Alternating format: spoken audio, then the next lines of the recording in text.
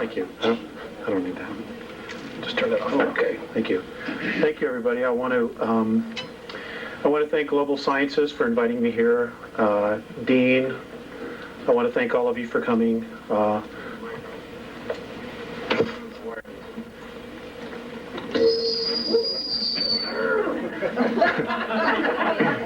I'm wired everywhere. And I want to thank my wife, because if it wasn't for her, I would not be speaking any longer. I want to just give you a brief background on how this all started for me. I grew up, for the most part, in Elk Grove Village, Illinois, and my grandparents had a cabin up in Woodstock, Michigan, which is in northern Michigan.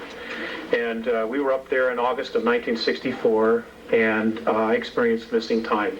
We had gone out to play into the fields, and I lay down in the tall grass, and I can remember throwing chestnuts out of the way to create a place for myself to lay. And when I fell asleep, and when I woke up, it was almost going on 9 o'clock. And I remember getting up and running back to the picnic area where the family was, and there was a police dog, a Michigan State police car there, and my folks and cousins, because it was kind of a family thing, because everybody goes back to school. And I got the tar licked out of me for disappearing, and I told them where I had been, and they didn't believe me, so I took them back to where I was with the flashlights, and sure enough, there was my body imprint, and they swore they had been all through that area looking for me. It wasn't until age 14 that I actually understood what had happened then. I went to bed, it was just a normal night. It was in October. When I woke up, and there were two men looking down at me. And they were human beings, except they have no hair. And their skin is light blue, or at least Morane, the very large one. His skin is light blue. Phaseus is the elderly one, and I'll give you a brief background on them. Has turned white because of his age, but they are blue-skinned. They say that they are our cousins, and that we actually have some of their genetics inside of us. They originally came from Lyra, as all human life did in our galaxy. Human life does exist in other galaxies as well. And there's a lot going on. There's a lot going on. Okay.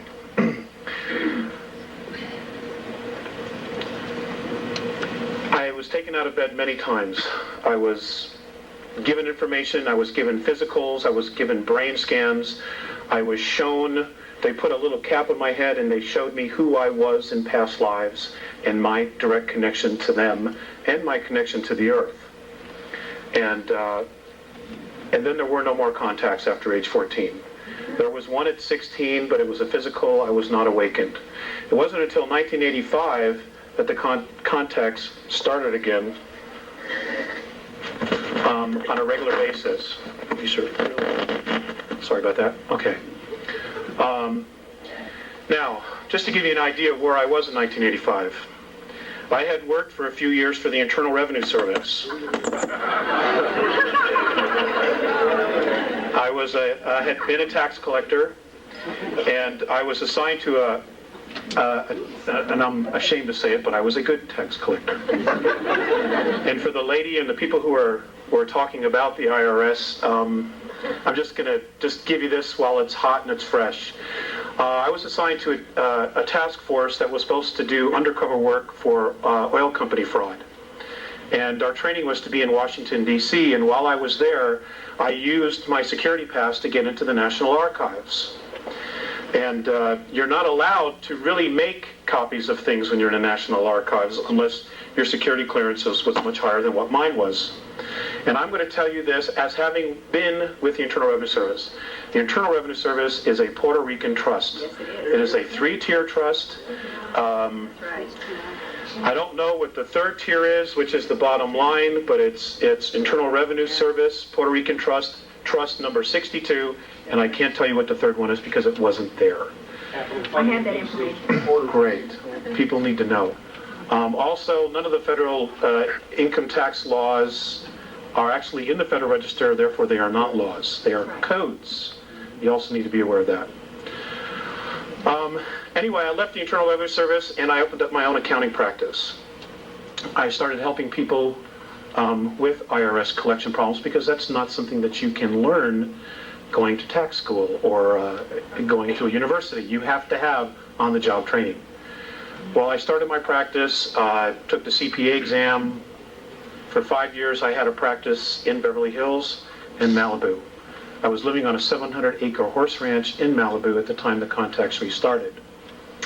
Now, within 2 months of the contacts restarting, I totally walked away from my tax practice. And I just realized that a lot of it was just BS. And it just wasn't working for me. I had made some major shifts in a very short time.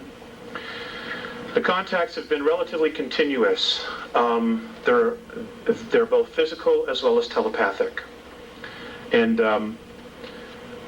folks, some of this information is going to be enlightening. Some of it's going to really bother you. And I'm sorry to be the one to have to tell you that we have a very serious problem on our hands. Okay? And it is just not the federal government. It just is not. There is a much bigger scheme going on here. And it involves extraterrestrials who are interested in us as souls. You might refer to the Bible, you might refer to whatever texts or religion you have, but there definitely is a battle of good and evil going on out there, and part of it has to do with us and our solar system because of its location and the minerals that are here. The regressives, and we're going to talk a little bit about that after I show you the moon pictures, don't give a damn about us. We are a natural resource. Okay? Be really clear when I say this. We are a natural resource to them. They don't care who you are inside. They don't care. As far as the federal government, we watched the movie Rob Roy the other night, and there was a line in that movie that sums it up perfectly. The government believes truth to be a lie undiscovered. But that's really where it's at. That's really where it's at. They are so screwed up that I don't believe they even really remember what the bottom line is now. Okay. If some of you are familiar with Hoagland's information, I think Richard does a good job, but I'm just going to share with you a personal experience that I had with Richard in Los Angeles. I was speaking in Los Angeles. I've spoken along the West Coast quite a bit, in Texas. And there was somebody from Showtime who was doing a private screening in a hotel room of the movie Roswell, the Showtime movie Roswell that they put together. Well, I was invited to go in there. Well, Richard was sitting in the back on a chair. And I'm not reading any more into this. I'm just sharing with you my experience with him one-on-one. I sat down to him and I just looked him straight in the eye, and he didn't have a clue who I was. And I said, Richard, why don't you tell people that the moon is an artificial satellite? And he just looked at me and he says, I'm not ready to. All right? That's my personal experience. It's the only one I have. I think his information is good. But I'm telling you, from my own experience, he's withholding. And I don't understand why he's withholding. I can verify that. Okay? Because you, me, our children, our grandchildren, and our great-grandchildren are the ones at stake here. You know, we don't have anywhere else to go. We don't have any place to hide. This planet is our home. It's our home. And I'm just trying to help. I only have a piece of the puzzle. I don't have the whole puzzle. I think if I did, I'd be dead a long time ago. But I'm going to share with you stuff that I have been guided to that's on the far side of the moon. I don't deal with the visible side. Because as the right hand is moving here, the left hand's doing something else. Well, the left hand is the far side of the moon. If you remember the movie Apollo 13,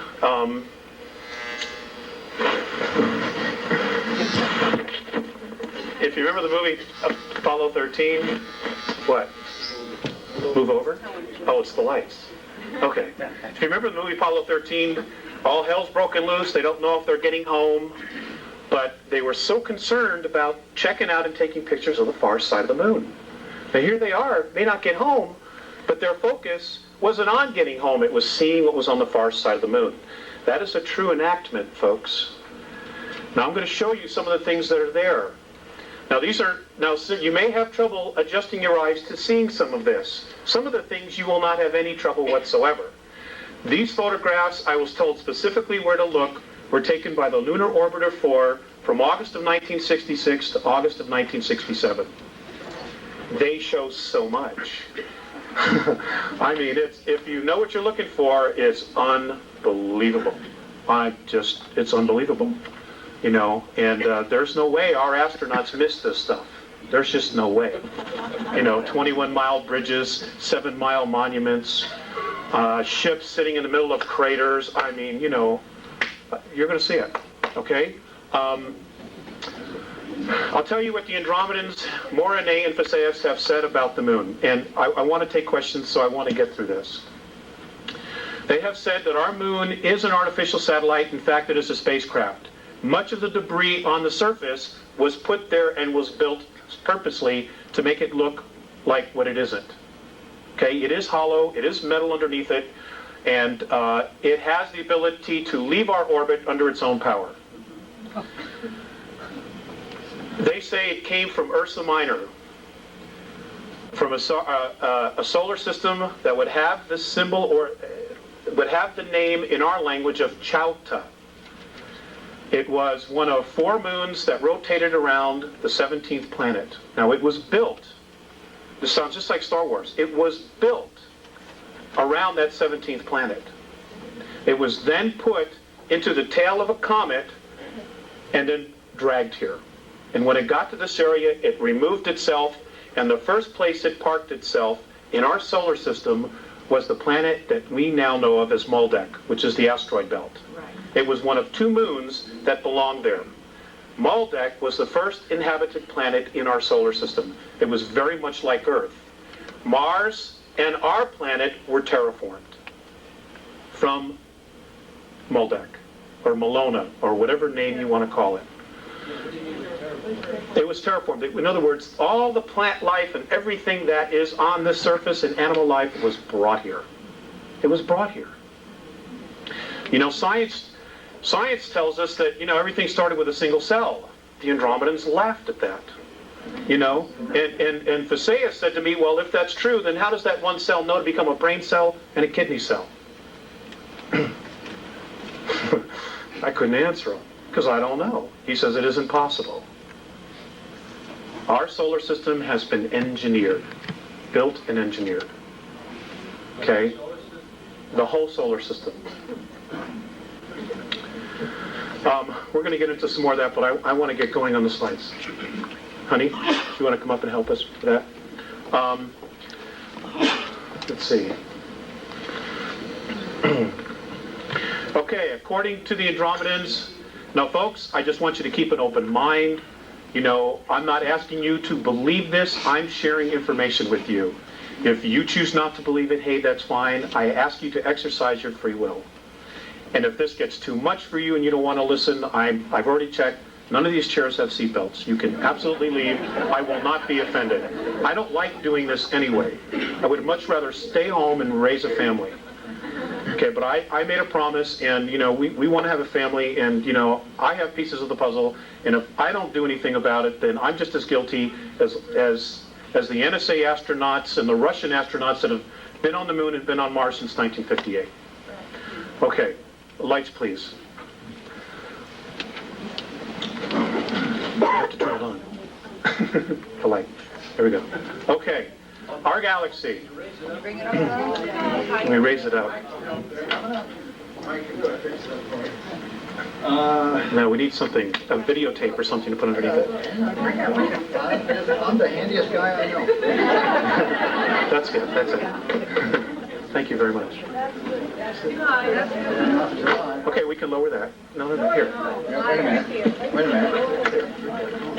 I got it. Here. Okay. All right.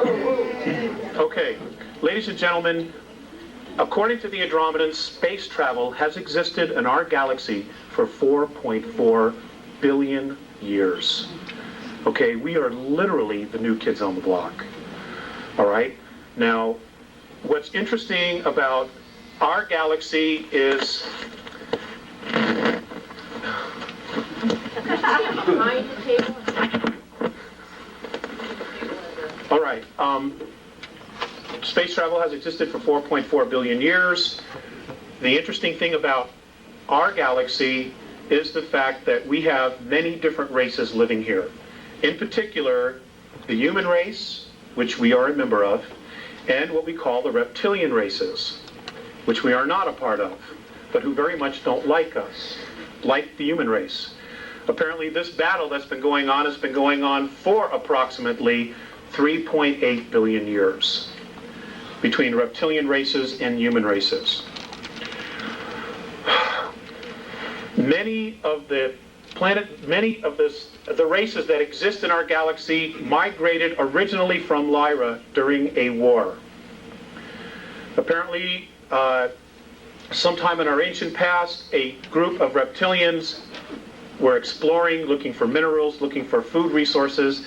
They came across a star system that was full of human beings who were agricultural in their nature. Abundant food, they just had everything together.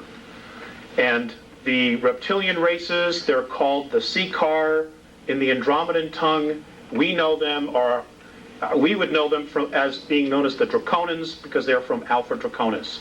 And apparently they as a race were brought to our galaxy fully formed. Nobody knows where they came from or who dumped them there. But they were put there because it gave them the highest probability of survival. Well, they are a remarkable race. They're incredible builders, but they have an attitude problem. And that is that they believe that they are the dominant species and they control everything else. And they are also master geneticists. They value genetics, not gold or silver. They have no interest in that. It's life forms. And they try to control life forms through manipulating their genetics. We have also been subject to that. I'm going to try to cover a lot here. Anyway, there was a war. They were attacked. Many of the human races fled to Antares, to the Pleiades, to Cygnus Alpha, to Andromeda, to Cassiopeia, to Sirius, to Procreon, all over. They just scattered to the winds, trying to survive. Next slide, please. This is where our small little area is located. That which we see in the sky, this is where it's located. As you can see, we are in the sticks, the boonies. We really are. And this is why we've been manipulated and messed with so much as a planet and as a race. Because we have been, for the most part, considered insignificant. And then roughly 5,000 years ago, somehow they found out that we were no longer insignificant, and I will tell you why. According to the Andromedans, in our physical form right now, in our genetics, we have within us the DNA of 22 different extraterrestrial races who have come down here and manipulated, who have bred with us, who have tinkered with us, everything imaginable. And that somehow we have all this inside of us. Plus the fact that we're coupled with spirit.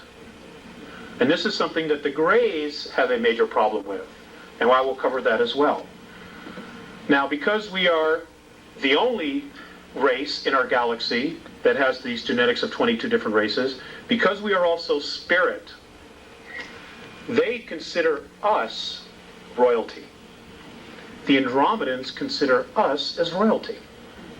Now, one of the factors that they look at, and the thing that totally awes them the most, is the fact that many of the more advanced races use technology to create things, to manifest things.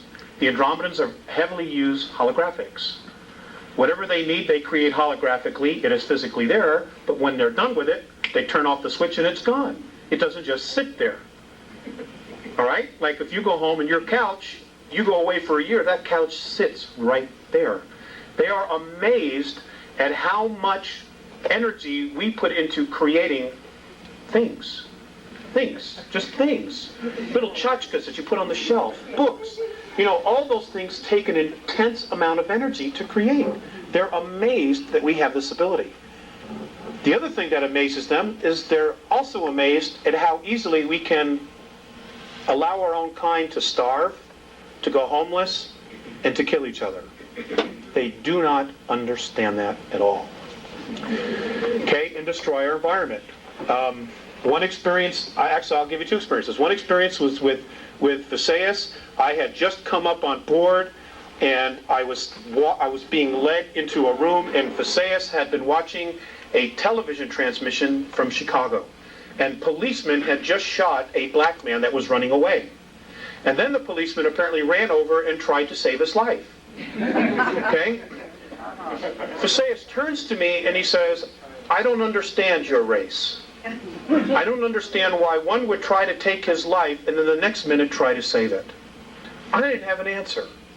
In fact, many times I don't have an answer. Another time, I came on board. I was living in Lake Arrowhead at the time, and Mornay was looking at a group of meters on the ceiling of this ship, and it was all about the ozone and the air, oxygen content in our atmosphere. And he looked very distressed, and I said, "What's the matter?" And he said, "Don't they understand that all of this is here because they need it? They don't understand how we can just so carelessly destroy our environment." Now, folks, I want to share something with you. If there was not divine intervention, which apparently there has been, March 23rd of 1994, if there has not been divine intervention, and I will cover that, according to the Andromedans, we would only have 41 years left worth of oxygen in our environment. 3,500 years ago, the oxygen content, they say, was at 35, fluctuated between 35 and 38% between the North and South poles. Today, at its highest level, it's less than 18%. Now, those of you who took biology, what happens to the human form when oxygen as a gas goes below 15%? We die. We suffocate. This is reality, folks. This is reality. This is not Peter Jennings. Okay? This, I mean, we don't have anywhere else to go. And for those, and this is just what I've been told, and for those of you who think there's going to be a rapture, you might be disappointed. And I'm not saying this to question your belief. I'm just telling you that there are much bigger forces going on here. Okay, next slide, please. Save the question, sir, for later. Okay, please? Next slide, please. Okay, this is our solar system. There is life in all of these systems surrounding us. They have been coming here for years. For years they've been coming here. Okay, mythology, there's a shred of truth in all of it. The work that Zecharia Sitchin is doing, an absolutely fantastic book is called The Gods of Eden by William Bramley. I would suggest that those of you who have not read it, go get it in paperback version. It'll bring you right up to speed right away. It's wonderful. And he's not a UFO person, which is why I enjoyed it even more.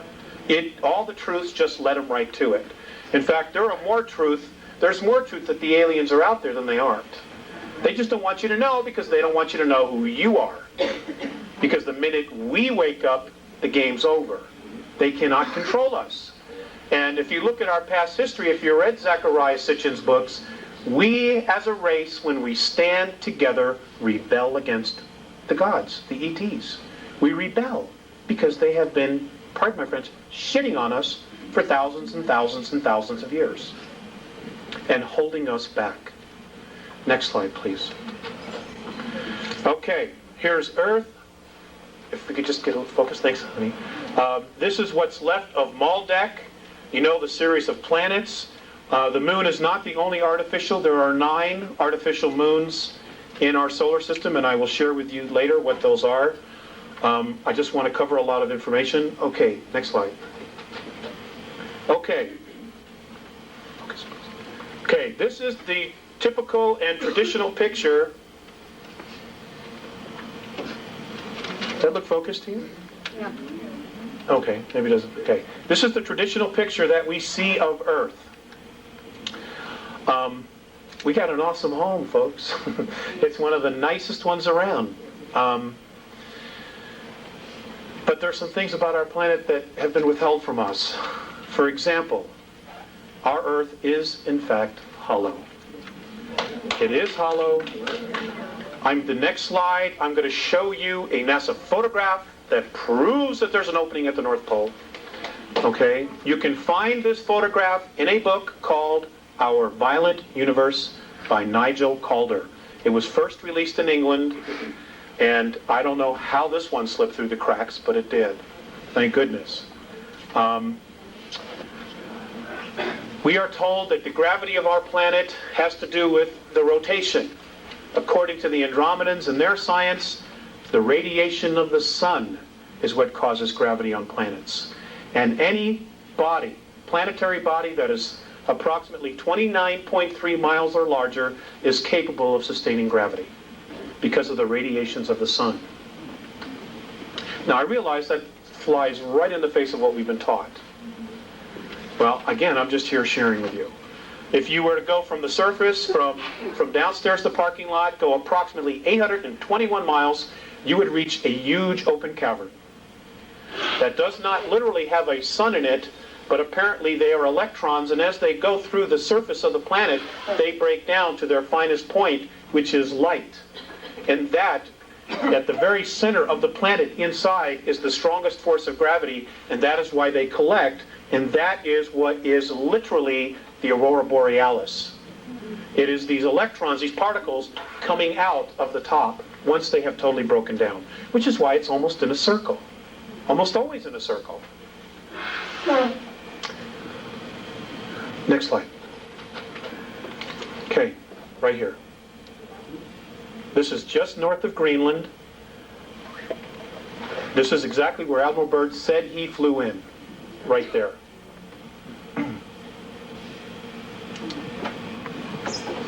This was taken in 1979. Now you mean to tell me the Gemini, the Mercury astronauts, the Apollo astronauts when they came back, they missed this? I don't think so.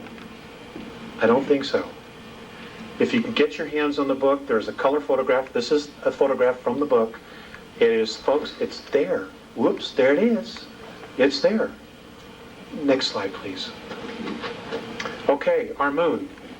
Our moon is quite the enigma. Apparently our moon was brought here 11,213 years ago, to be exact, in the month of March. What we know is the month of March. It came here as a base, okay, as a ship carrying ETs.